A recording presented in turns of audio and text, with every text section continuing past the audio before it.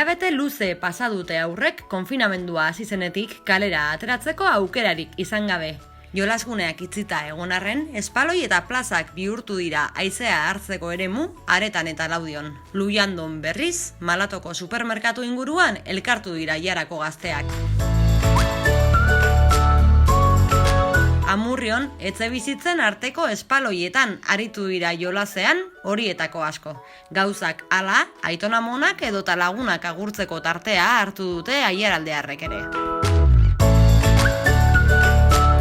Bizikletak eta patineteak izan dira oro har nagusi txoko gehienetan. Alabaina, ordubeteko baimena soilik eman diete deskonfinamenduaren lehen fase honetan aurrei. Parkeetako zelaiguneak eta plazak izan dira topaleku handienak, beti ere distantzia errespetatzeko aleginarekin. Urduñan ere, lasai giroan igaro dute goiza. Ohi bezala, dendetan eta etxebizitzen inguruetan nabaritu da jende multzo gehien. Aiaralde osoan ordea, kale apainketak eta zaintzeko aldarriak begistatzeko aukerarik ez da falta. Normaltasunera itzultzeko esperantzan, herritarrek elkarri agur egiten dieten bitartean.